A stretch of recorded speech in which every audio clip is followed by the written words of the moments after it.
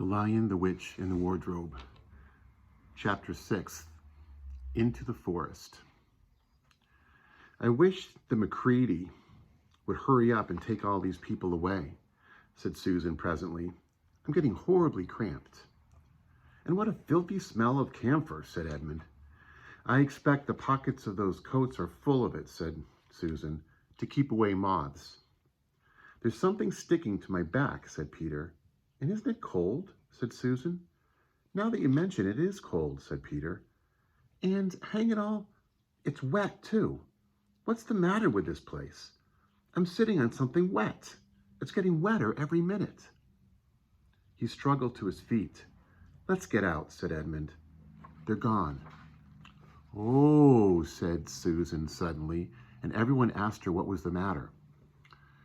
I'm sitting against a tree, said Susan, and look, it's getting light over there. By Jove, you're right, said Peter, and look, there and there. It's trees all around.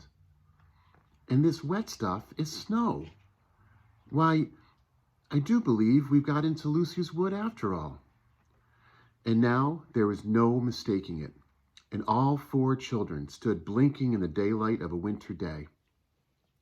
Behind them were coats hanging on pegs. In front of them, snow-covered trees. Peter turned at once to Lucy. I apologize for not believing you, he said. I'm sorry. Will you shake hands? Of course, said Lucy, and did. And now, said Susan, what do we do next?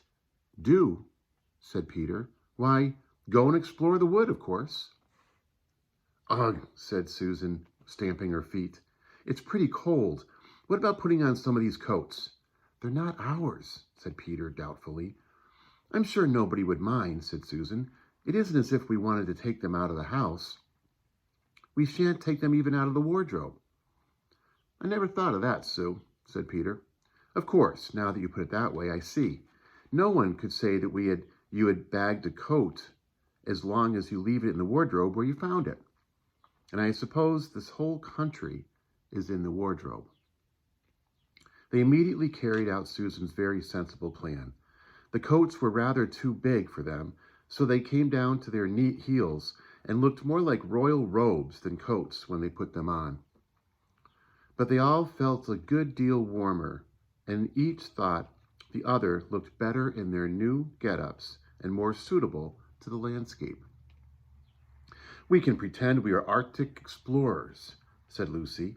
This is going to be exciting enough without pretending, said Peter, as he began leading the way forward into the forest. There were heavy, darkish clouds overhead, and it looked as if there might be more snow before night. I say, began Edmund presently, oughtn't we be bearing a little more to the left? That is, if we are aiming for the lamppost? He had forgotten for the moment that he must pretend never to have been in the wood before. The moment the words were out of his mouth, he realized that he had given himself away. Everyone stopped. Everyone stared at him. Peter whistled. So, you really were here, he said. That time Lou said she'd met you in here. And you made out she was telling lies. There was a dead silence. Well, of all the poisonous little beasts, said Peter, and shrugged his shoulders and said no more. There seemed, indeed, no more to say, and presently the four resumed their journey. But Edmund was saying to himself, I'll pay you all for this, you pack of stuck-up, self-satisfied prigs. Where are we going, anyway, said Susan, chiefly for the sake of changing the subject. I think Lou ought to be the leader, said Peter. Goodness knows she deserves it. Where will you take us, Lou? What about going to see Mr. Tumnus, said Lucy. He's the nice fawn I told you about.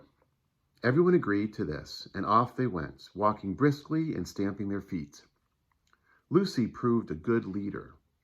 At first she wondered whether she would be able to find the way, but then she recognized an odd-looking tree in one place and a stump in another, and brought them on to where the ground became uneven and into a little valley, and at last to the very door of Mr. Tumnus's cave. But there, a terrible surprise awaited them. The door had been wrenched off its hinges and broken to bits. Inside, the cave was dark and cold and had the damp feel and smell of a place that had not been lived in for several days.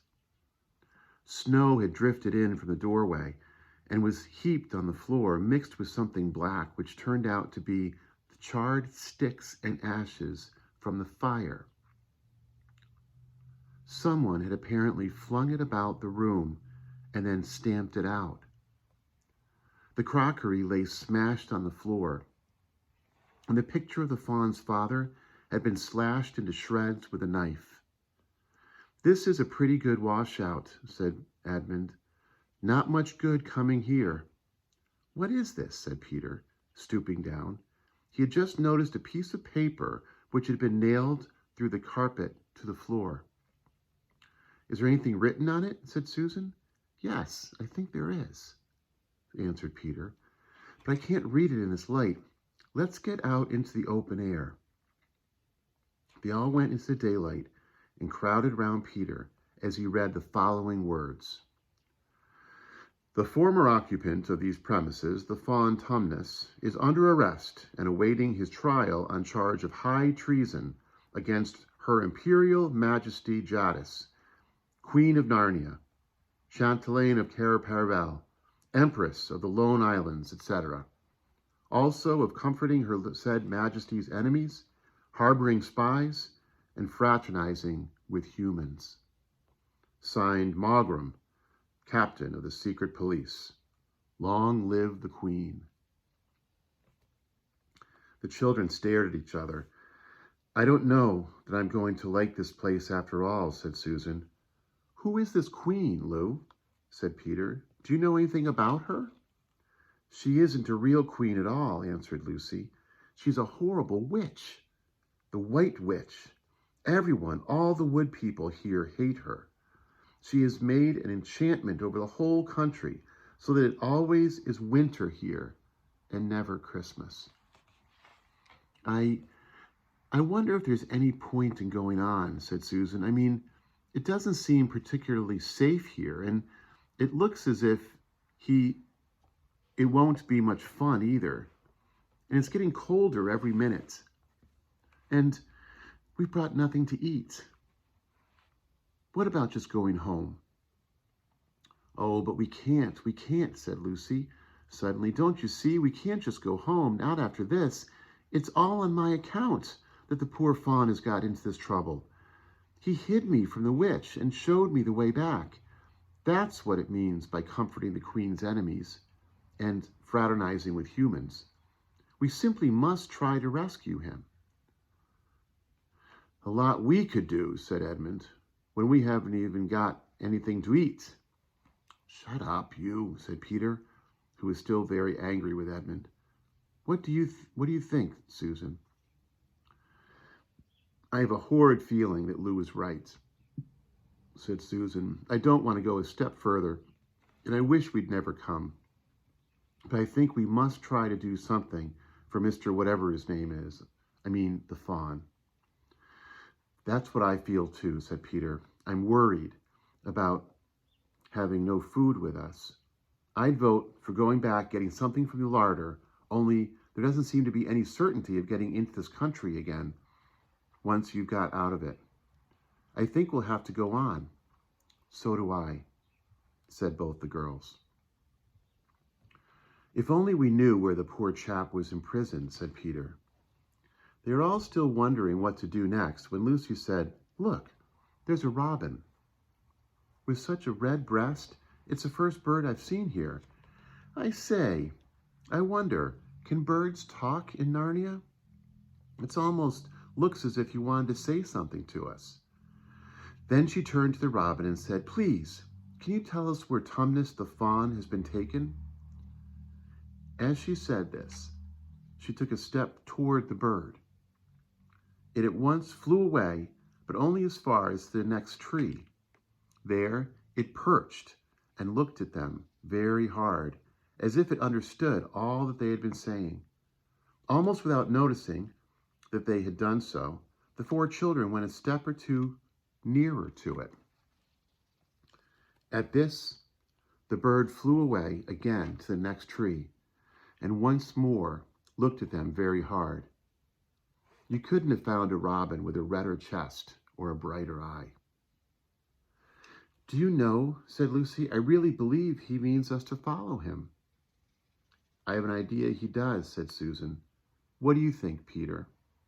Well, we might as well try it, answered Peter. The robin appeared to understand the matter thoroughly. It kept going from tree to tree, always a few yards ahead of them, but always so near that they could easily follow it. In this way, it led them on slightly downhill. Wherever the robin alighted on a little shower of snow would fall off the branch. Presently, the clouds parted overhead, and the winter sun came out, and the snow all around them grew dazzlingly bright. They had been traveling in this way for about a half hour, with the 2 girls in front, and Edmund said to Peter, if you're not still too high and mighty to talk to me, I have something to say which you better listen to. What is it? Asked Peter. Hush, not so loud, said Edmund. There's no good frightening the girls. But have you realized what we're doing? What? Said Peter, lowering his voice to a whisper. We're following a guide we know nothing about. How do we know which side that bird is on? Why shouldn't it be leading us into a trap? That's a nasty idea. Still, a robin, you know, they're good birds in all the stories I've ever read. I'm sure a robin wouldn't be on the wrong side. If it comes to that, which is the right side? How do we know that the fawns are on the right and the queen, yes, I know we've been told she's a witch, is in the wrong? We don't really know anything about either. The fawn saved Lucy. He said he did, but how do we know? And there's another thing too. Has anyone the least idea of the way to get home from here? Great Scott, said Peter, I hadn't thought of that. And no chance of dinner either, said Edmund.